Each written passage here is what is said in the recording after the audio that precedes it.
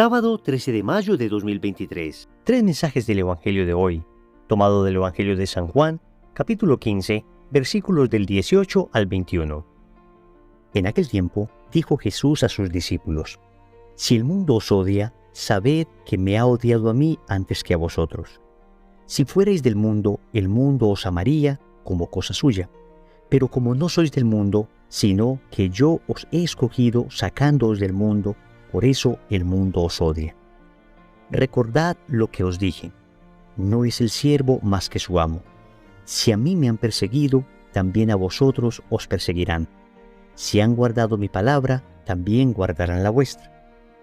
Y todo eso lo harán con vosotros a causa de mi nombre, porque no conocen al que me envió.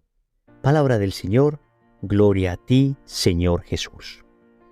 ¿Qué evangelio más propicio para las circunstancias difíciles que estamos viviendo? No es sino entrar a las redes sociales para notar cómo están saturadas de odio. El mundo odia. El mundo os odia, pero es que el mundo odia en términos generales. Por eso quiero que reflexionemos tres mensajes en torno a este evangelio que tienen mucha aplicación para lo que estamos viviendo hoy. Primero, el mundo odia. Segundo, los cristianos perdonan. Tercero, serás perseguido. Vamos con el primer punto. El mundo odia. El Señor nos lo dice. El mundo os odia. Odia a aquellos que quieren seguir a Cristo. Pero es que al final la naturaleza misma del mundo es odiar. Y todo el que odia ha despreciado los principios de Cristo para abrazar los principios del mundo. Sigue el evangelio del mundo y ha desechado el evangelio de Cristo. Y por supuesto que todos hemos tenido la tentación de odiar. Es un sentimiento que surge del interior y que muchas veces no logramos controlar. Debido a la herida que tenemos por el pecado original, somos proclives, es decir, estamos inclinados al odio. Pero siempre tenemos la gracia de Dios que es suficiente para no caer en la tentación del odio. De hecho, si algo insiste Jesús permanentemente en el Evangelio, es en la necesidad de perdonar, en la necesidad de amar a nuestros enemigos, en la necesidad de no odiar a los que nos odian, de rezar por ellos. El primero que odió fue Satanás. Odió a su creador, odió su propia existencia, odió los dones que Dios le había dado y por eso se hizo a sí mismo horripilante. Pasó de ser el más bello de los ángeles a ser el más horroroso de los demonios. Eso es lo que pasa con quien odia. El que odia empieza a deformar su corazón, empieza a deformar su alma, a deformar sus pensamientos. Quien odia es semejante a quien se toma un veneno esperando que se muera la persona que odia. Y finalmente, el odio al primero que mata es al que odia. Es a la persona que está odiando, más allá de hacerle daño a la persona odiada. Odiar es como tomar un carbón encendido en las manos esperando que se queme la otra persona. En realidad el primero que se quema es uno mismo. El odio devora el corazón, el odio oscurece el alma, el odio obnubila la mente, el odio nos quita capacidad de amar. Quien odia vive en un infierno desde la tierra. Quien odia está encerrado en sí mismo. Quien odia no acepta razones. Quien odia ha rechazado a Cristo. Otra cosa distinta es tener tentaciones. Otra cosa distinta es tener el corazón indignado por cosas que suceden. Y claro que es posible que nos hagan daño. Y claro que hay cosas que nos hieren profundamente. Y claro que hay cosas que nos marcan. Pero la manera de vivir todo esto es uniéndolo a Cristo. Si yo vivo estas realidades de personas que son injustas, de traumas terribles que haya podido vivir o de la injusticia social que padecemos, si yo vivo todo esto desde mí, voy a terminar odiando y voy a terminar deformándome y voy a terminar pareciéndome a aquellas personas que odio porque en teoría hacen mal y yo terminaré también haciendo mal y me deformaré. Pero en cambio si vivo todo esto unido a Cristo, si tomo todo esto y le digo a Jesús: me duele profundamente lo que veo, me duele profundamente lo que me hicieron, pero me uno a ti, Señor, me uno a tu cruz. Sobrenaturalizo este dolor para no convertirlo en odio, sino en redención, y lo hago por la conversión de estas personas que me han hecho daño. ¿Cómo se vive de distinto el dolor? Esto no significa que vaya a quedarme con los brazos cruzados y que no exija justicia. No significa tampoco que no esté buscando un restablecimiento del orden. No significa que no acepte una reparación de lo que está sucediendo. No significa que empiece a ver como bueno lo que es objetivamente malo. Es decir, efectivamente, si me hacen daño, si hay situaciones injustas, si hay situaciones terribles, yo no puedo dejar de juzgarlas como tal. Lo que no puedo permitir es que esto dañe mi corazón. Las cosas afuera, por supuesto que pueden ser objetivamente malas y tengo que hacer todo lo posible por cambiarlas, y si me corresponde, debo hacer todo lo posible porque en justicia quienes hagan el mal paguen lo que han hecho. Pero no puedo dejar que el odio sea el que guíe esto, porque finalmente terminaré cayendo en la ley del talión, ojo por ojo, diente por diente. Yo debo perdonar de corazón, aunque el otro tenga que pagar lo que hizo en justicia, pero debo sacar de mi corazón todo resentimiento hacia esa persona. Entonces no se vaya a entender mal cuando se le dice a la persona que no debe odiar. Eso no significa que buscar la justicia objetiva, buscar la justicia desde un sentimiento honesto, buscar la justicia desde Dios, incluso con indignación, pero sin dejar que haya odio en mi corazón, no significa que no se pueda hacer. Lo que pasa es que muchas veces también nosotros nos engañamos. Y muchas veces creemos que lo que nosotros buscamos es justicia, cuando en realidad lo que buscamos es venganza. Y muchas veces tenemos una medida parcializada de la realidad y por consiguiente, dejándome de alguna manera contaminar por una visión sesgada, termino juzgando mal la realidad o peor aún, siendo servil a causas de personas perversas. Cuidado, el mundo odia, tú y yo odiamos. Segundo, los cristianos perdonan. Y aquí estamos ante la otra cara de la moneda. Si el odio nos asemeja a Satanás, el perdón nos asemeja a Cristo.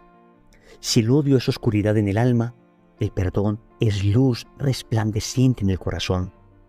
Si el odio es zozobra e intranquilidad, el perdón es paz y serenidad. Quien perdona es semejante a la flor que después de ser pisoteada responde con un calmante aroma. Quien perdona es aquella persona que se ha sentido y se ha sabido perdonada por Dios. Yo sé que yo he pecado, yo sé que le he faltado a un Dios tan bueno y sin embargo Él me ha perdonado. ¿Quién soy yo entonces para no perdonar? El mundo os odia, el mundo odia, pues nosotros los perdonamos, pues nosotros nos perdonamos entre nosotros, pues nosotros entendemos que el perdón es el perfecto don, que el perdón es el superdón, porque un don es tanto más grande cuanto menos se lo merezca la otra persona. Y ciertamente, a veces, bajo la mirada de la justicia humana, ciertas cosas merecerían nuestro odio, y digo merecerían entre comillas, pero cuando un cristiano, cuando un católico, cuando una persona que se quiere identificar con Jesús, cuando una persona que quiere que la palabra de Dios invada su vida, irriga su existencia, es herida, entonces perdona. Y perdona de corazón. Y perdona desde lo profundo de su alma. Esto no significa que vaya a tolerar injusticias. Esto no significa que se vaya a quedar con brazos cruzados frente a cuestiones objetivamente perversas. Y tampoco significa que aquello que me hicieron se vuelva una cuestión buena. No. Sabemos que hay cuestiones malas, terribles, que hieren. Sabemos que hay injusticias. Pero quien perdona renuncia a odiar a los que hacen estas cosas. Renuncia a desearles el mal y decide perdonarlos.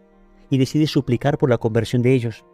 Y decide pedir para que ellos también vayan al cielo.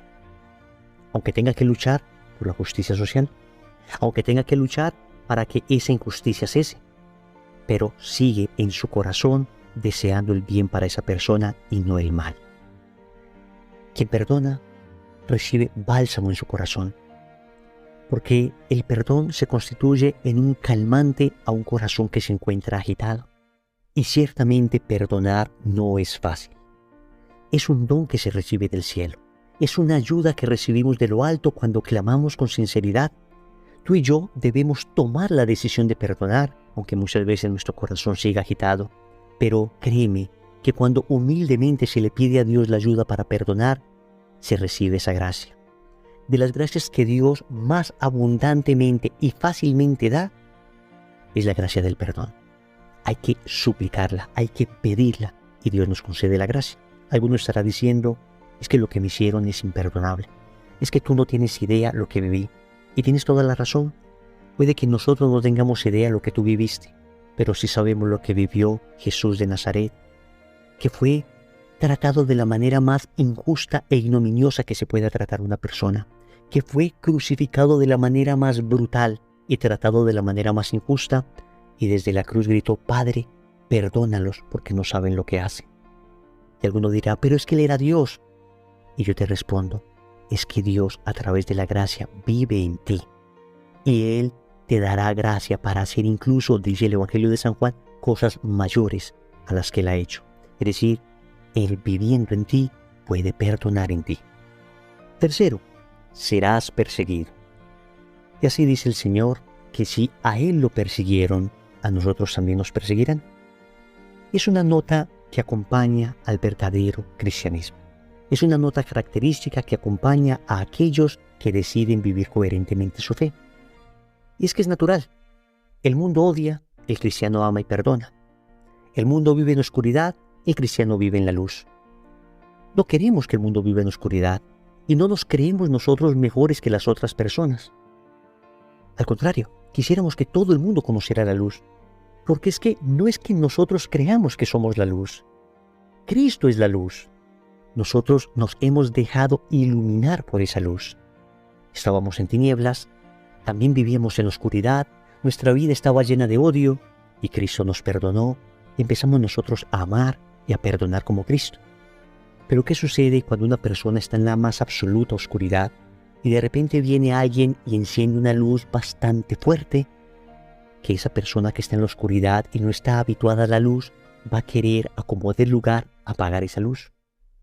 La luz es buena, pero tal vez sus ojos no están habituados a recibir tal intensidad de luz y por consiguiente va a tratar de hacer hasta lo imposible por apagar esa luz.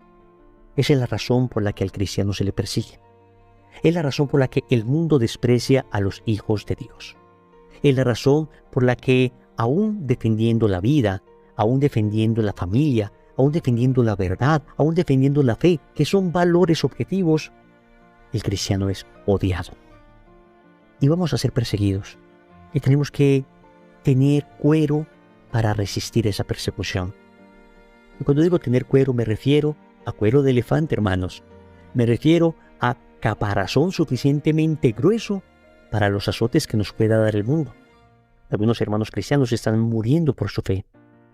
Nosotros en Occidente tenemos una persecución más suave, en el sentido de que todavía no nos quitan la vida, pero en redes sociales nos censuran.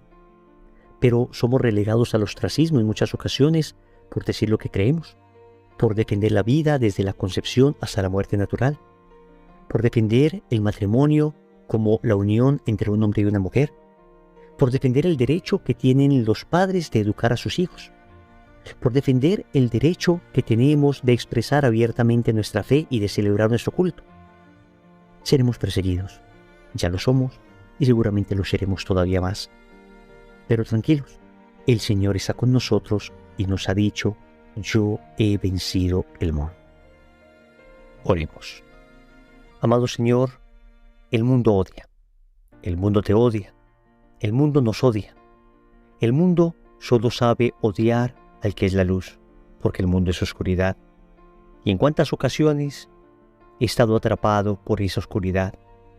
Gracias, Señor, porque has iluminado mi vida a través del Evangelio, porque me has rescatado de la fosa del abismo, porque has extendido tu mano misericordiosa y me has sacado del fango del pecado.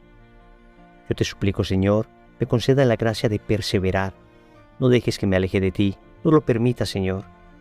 También concédeme un corazón que perdona, porque, a tu ejemplo, los cristianos perdonamos.